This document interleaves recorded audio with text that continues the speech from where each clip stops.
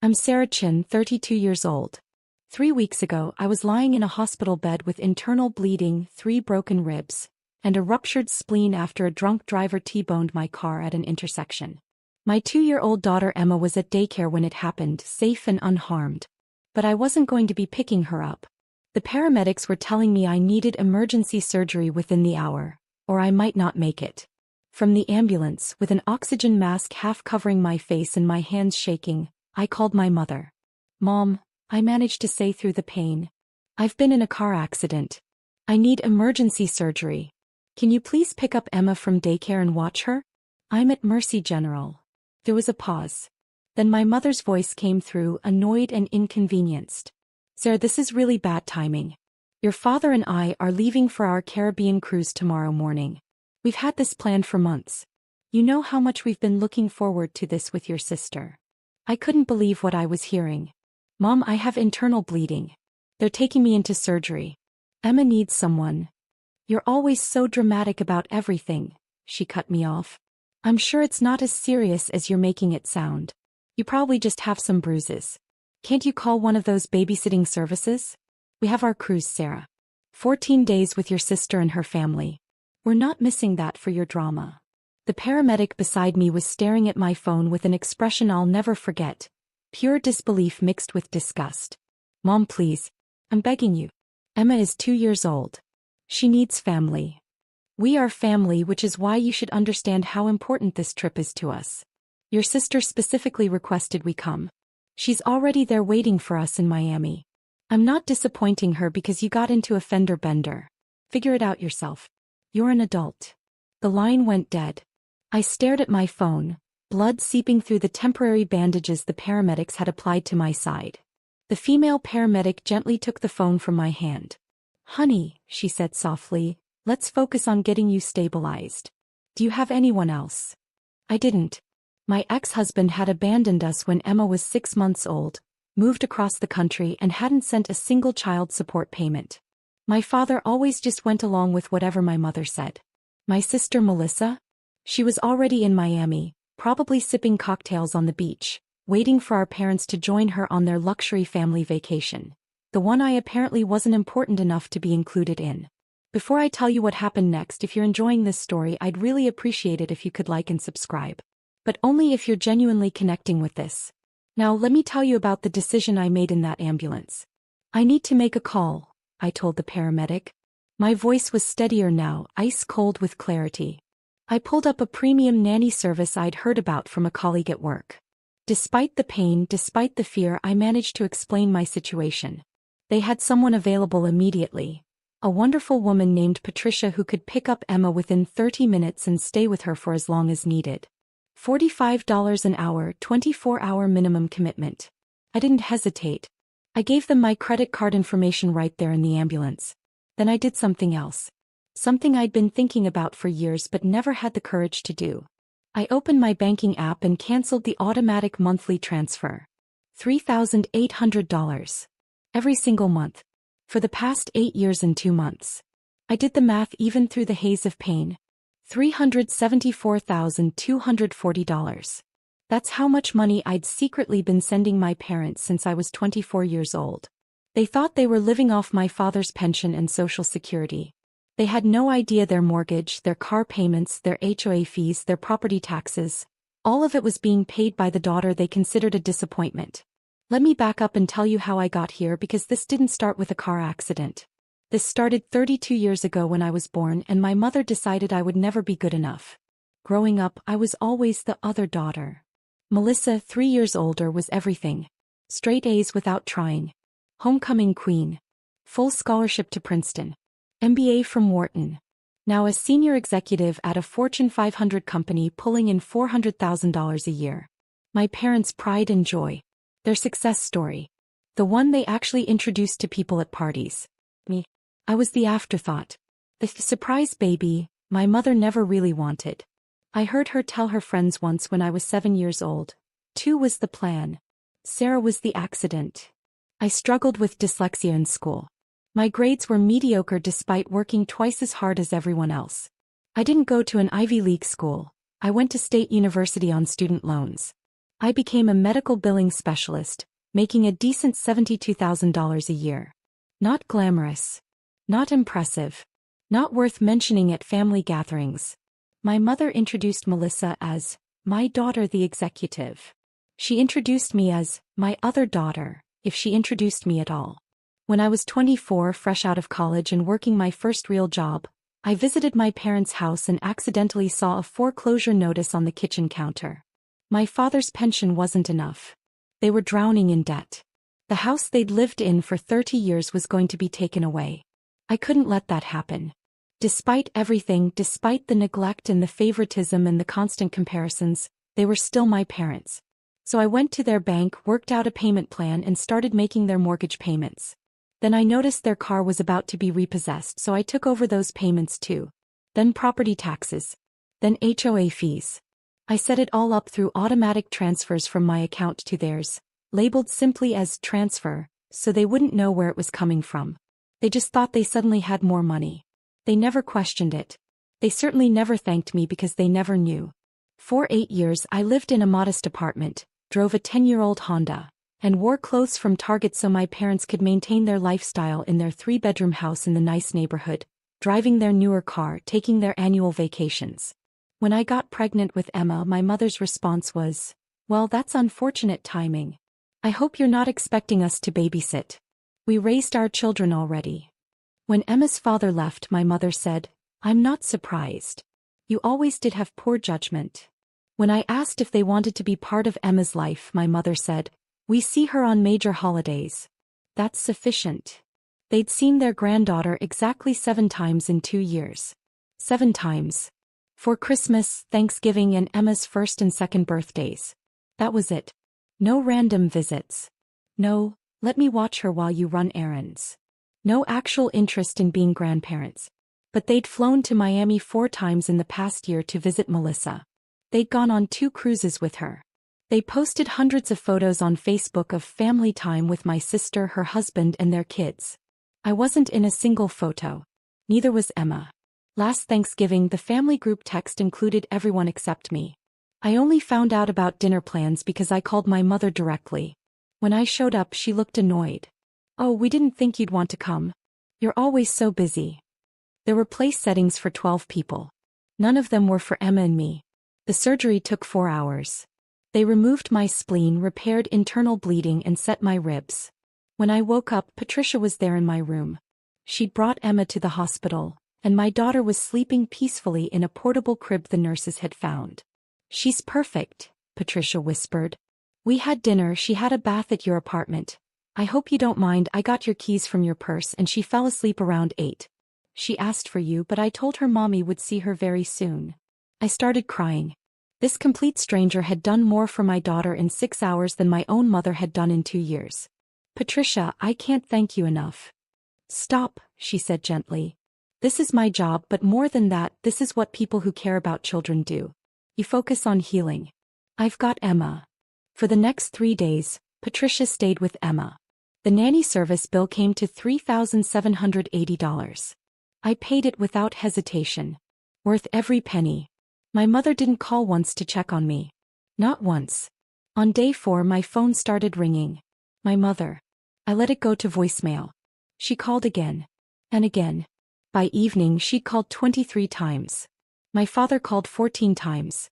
Even my sister called, which was unusual because we barely spoke. I finally answered on call number 31. "Hello. Sarah." My mother's voice was hysterical. "What did you do? What did you do?" "I'm recovering from surgery, Mom. Thanks for asking. Emma's fine, by the way. Also thanks for asking. Don't you dare be sarcastic with me. The mortgage payment didn't go through. Our account is overdrawn. The bank is calling. What is happening?" There it was. "I canceled the automatic transfer," I said calmly. "What transfer? What are you talking about?" "The $3,800 I've been sending you every month for the past 8 years. I stopped it." Silence. Complete total silence. Then, "That was you." His mom. "That was me. Every month since I was 24 years old. Your mortgage, your car payments, your property taxes, your HOA fees. All of it. $374,240 total. You're welcome. But we thought, your father's investments. Dad doesn't have investments, Mom. He has a modest pension and Social Security. You've been living off my income for almost a decade. And when I needed you for one single afternoon to watch your granddaughter while I had emergency surgery to save my life, you told me you weren't missing your cruise for my drama. Sarah, you don't understand. I understand perfectly. You chose a vacation over your daughter's life.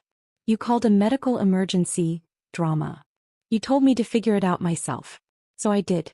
I hired a stranger to care for Emma, and I'm cutting you off permanently. Every automatic payment has been canceled. You're on your own now. You can't do this. We'll lose everything. The house, the car. Figure it out yourself, Mom. You're an adult. I hung up. The calls continued. 47 times that day. 52 times the next day. 68 times the day after that. I blocked both my parents' numbers. Then came the emails. The text messages from relatives I hadn't heard from in years. The Facebook messages. All of them said the same thing. How could I be so cruel? How could I abandon my parents? How could I let them lose their home? Not one of them asked how I was recovering. Not one asked about Emma. Not one acknowledged that my mother had refused to help during a medical emergency. I was released from the hospital after 6 days. Patricia helped me get settled at home with Emma, made sure I had everything I needed, and gave me her personal number, just in case. I paid her a $500 bonus. He cried and hugged me. 2 weeks after the accident, I got a call from an unknown number. I almost didn't answer, but something made me pick up. Is this Sarah Chin? A professional female voice. Yes. This is Gloria Martin. I'm a social worker at Mercy General. I was reviewing some cases from recent weeks and I came across something concerning. May I speak with you about your emergency admission on October 3rd? My heart sank. Were they investigating me? Had someone reported me for something? Of course, I said cautiously. I see here that you were admitted with life-threatening injuries from a car accident. You underwent emergency surgery. Your chart notes that you called your mother for help with childcare and she refused. Is that correct? Yes, that's correct. And you then hired a private nanny service from your hospital bed? Yes. Patricia was wonderful.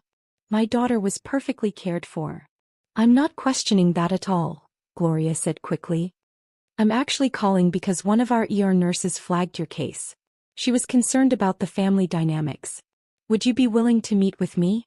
I think there's something you should know. We met 3 days later at a coffee shop near the hospital. Gloria was a woman in her 50s with kind eyes and a direct manner. She didn't waste time on small talk. Sarah, what I'm about to tell you is something I think you need to hear, but it's not going to be easy. I've been a social worker for 27 years.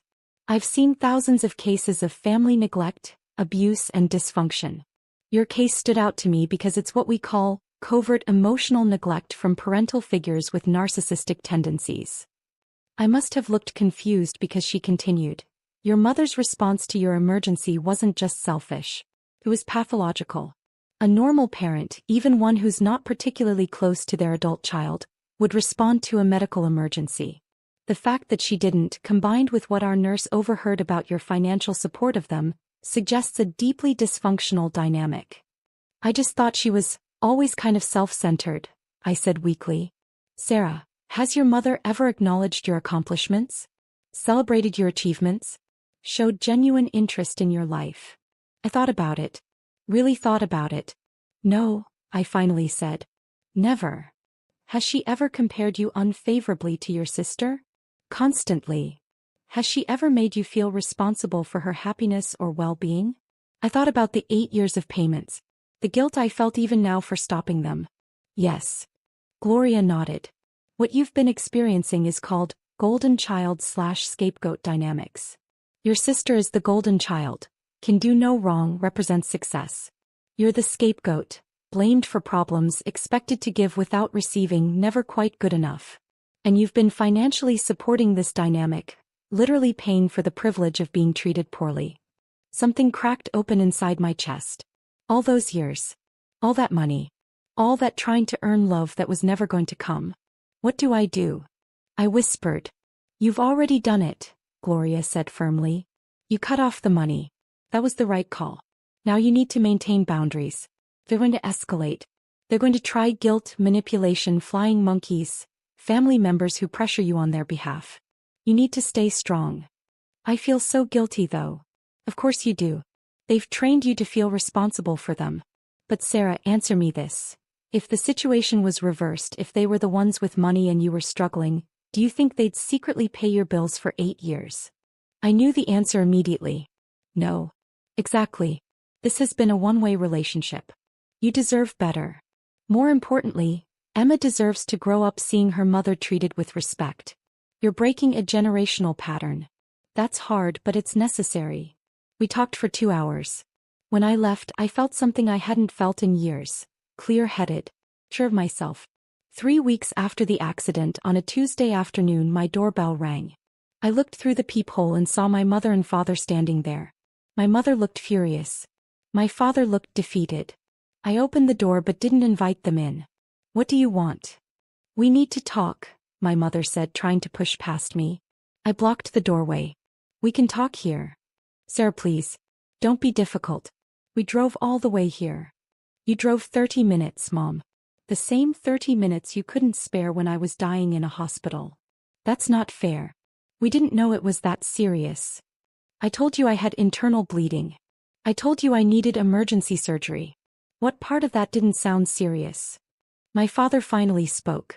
Sarah, sweetheart, we're going to lose the house. We need you to reinstate the payments. Just until we figure something else out. Figure what out, Dad? You're both retired. You have no other income.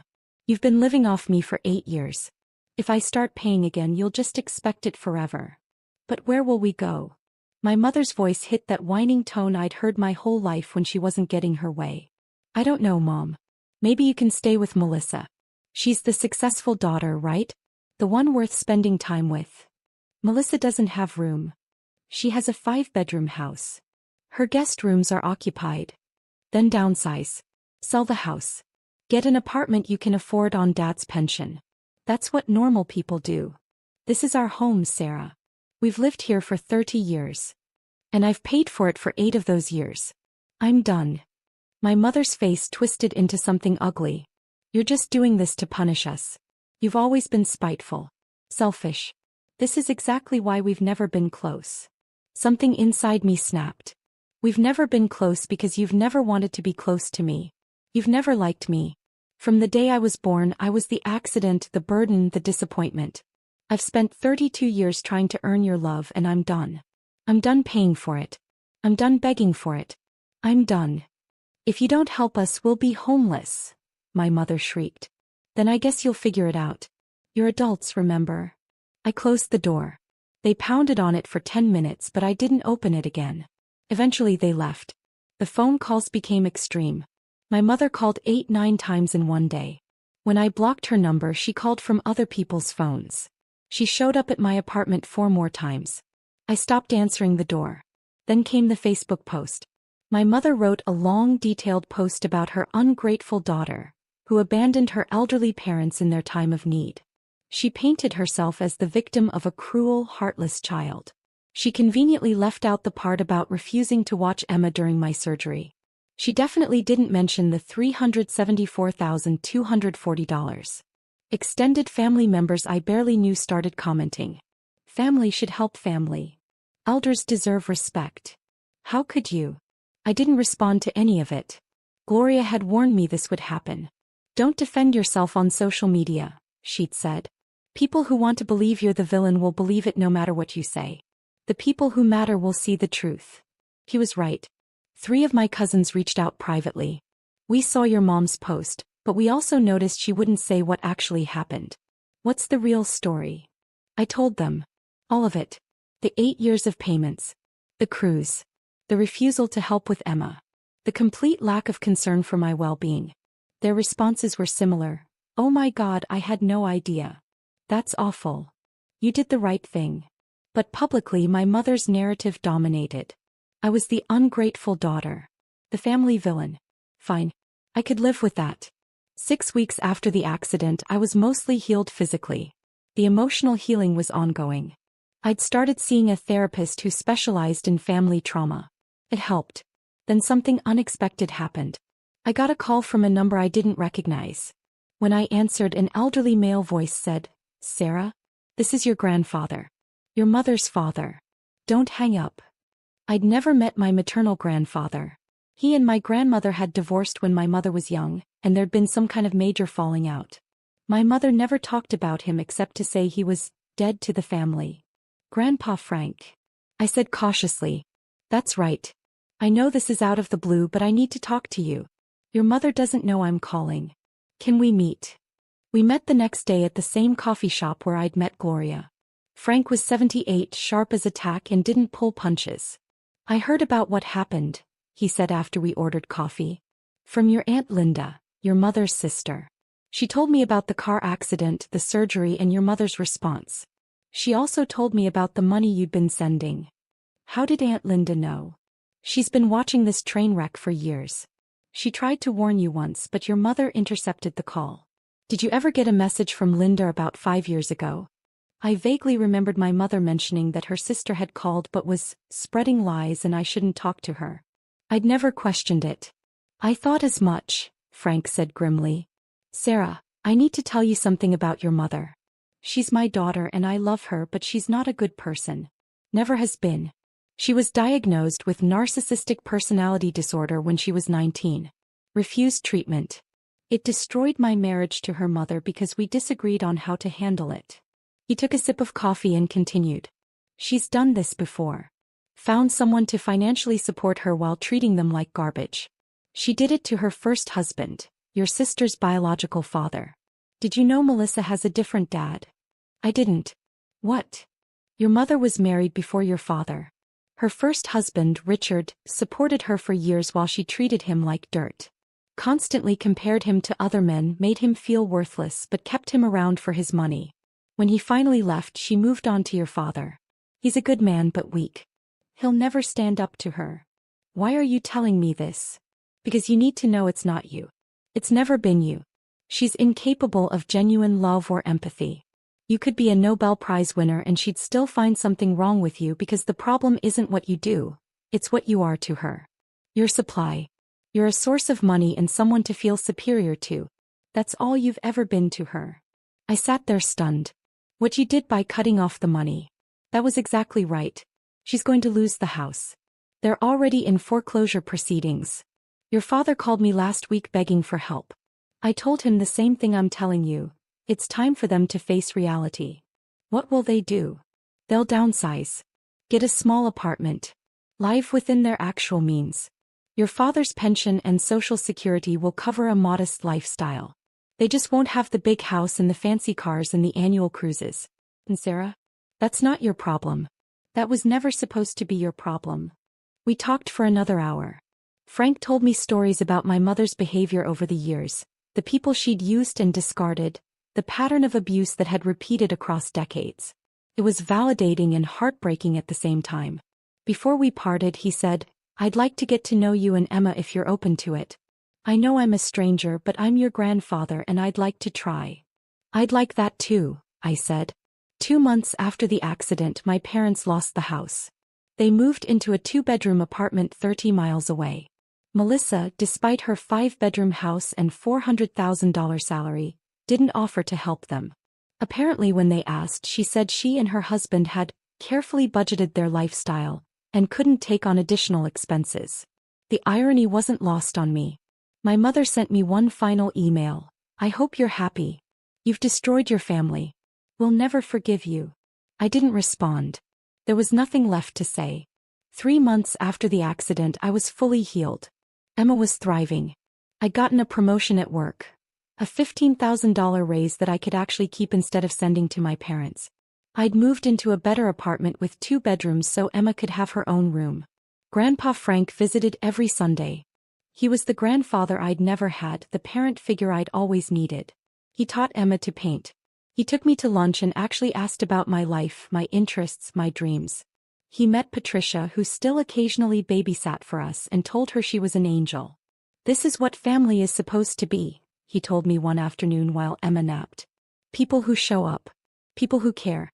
Not because they have to, but because they want to. One day, I ran into an old acquaintance from high school at the grocery store. She'd seen my mother's Facebook posts about me being a terrible daughter. "I just wanted you to know," she said quietly, "I never believed that narrative. I remember how your mom talked about you in high school. I'm sorry you went through that." "Thank you," I said. It meant more than she knew. Today, 6 months after the accident, I'm sitting in my living room watching Emma play with blocks. She's almost 3 now. Happy, healthy, loved. She calls Grandpa Frank Papa Frank, and lights up every time he visits. I have $3,800 extra in my budget every month. I've started a college fund for Emma. I'm planning a real vacation, just the two of us, to Disneyland. I bought myself new clothes that aren't from Target. I got my car repaired properly instead of living with the dents and scratches. My mother hasn't called in 2 months. The last I heard from Aunt Linda, my parents are managing in their apartment but making everyone miserable with their complaints. My father tried to reach out once through Grandpa Frank, but I declined contact. Maybe someday, but not now. Not until he can stand up for himself and acknowledge what happened. Melissa sent me a single text last month. "Mom's been calling me constantly asking for money." I blocked her. Just FYI. I didn't respond. Melissa made her choices too. But here's what I've learned in the past 6 months. Cutting off toxic family isn't cruel. It's self-preservation. It's choosing yourself and your child over people who have proven they don't value you. It's refusing to pay, literally and figuratively, for love that should have been freely given. I spent $374,240 trying to buy my mother's love. I could have bought a house with that money. Emma's entire college education. Decades of security and comfort. Instead, I bought a painful but necessary lesson. Some people will take everything you give and still ask for more. And the only way to win is to stop playing the game. Oh, and remember that surgeon I mentioned? The one who walked into my hospital room while my mother was there demanding I reinstate the payments? That happened on day 5 of my recovery. My mother had somehow sweet-talked her way past the nurses, and she was standing over my bed, listing all the reasons I owed her. The surgeon, Dr. Reeves, came in for a post-op check. She took one look at the scene, me exhausted and pale, my mother red-faced and gesturing wildly, and said, "I'm going to need you to leave. My patient needs rest." "I'm her mother," my mother snapped. "I have a right to be here." Dr. Reeves pulled up my chart on the tablet. "According to our records, you refused to provide childcare for your granddaughter when your daughter was admitted with life-threatening injuries. Our ER staff documented that conversation. You told her, and I quote, 'I'm not missing my cruise for your drama.'" My mother's face went pale. "Your daughter had a ruptured spleen, internal bleeding, 3 broken ribs, and coded once during surgery. She nearly died. And you were on a cruise ship." Dr. Reeves's voice was ice cold. "So no, I don't think you have a right to be here causing her stress during recovery. Leave now, or I'll call security and have you permanently banned from this floor." My mother's mouth opened and closed like a fish. No sound came out. She looked at me, expecting me to defend her or smooth things over like I always had. I said nothing. She grabbed her purse and left. The look on her face, shock, humiliation, disbelief, was absolutely priceless. Dr. Reeves waited until the door closed, then turned to me with a gentle smile. "I have a daughter. If she ever needed me and I chose a vacation instead, I wouldn't deserve to be called a mother. You did nothing wrong by cutting her off. Nothing." I started crying. She pulled up a chair and sat with me for 20 minutes, not as my surgeon but as one human being to another, and told me about setting boundaries with her own toxic mother-in-law. She gave me Gloria's number and told me to seek therapy for family trauma. That conversation changed everything. It was the first time a parental figure had ever validated my feelings instead of dismissing them. It gave me the strength to maintain my boundaries when the pressure mounted. So here I am, 6 months later. A single mother with a beautiful daughter, a relationship with my grandfather, a career I'm good at, and absolutely zero debt to the people who gave birth to me. I'm not going to lie and say it's been easy. Some days I still feel guilty. Some days I wonder if I should have tried harder, been more understanding, given them another chance. But then I remember I gave them 32 years of chances. I gave them $374,240. I gave them my time, my energy, my emotional labor, my desperate attempts to be good enough. They gave me nothing but criticism and demands for more. I'm done giving to people who only know how to take. Emma will grow up knowing her worth. She'll grow up seeing her mother set boundaries and stand up for herself. She'll grow up with a Papa Frank who loves her unconditionally, not because she achieves anything or provides anything, but simply because she exists. That's what love is supposed to be. And if my mother ever wonders why she lost her daughter, the answer is simple. She never had me to begin with. She had a bank account with emotions attached. When the bank account closed, there was nothing left. I'm finally free. Emma is safe. We're building a life surrounded by people who actually care about us. And honestly, that's priceless. If you made it this far, thank you for reading my story. Drop a comment and let me know where you're watching from.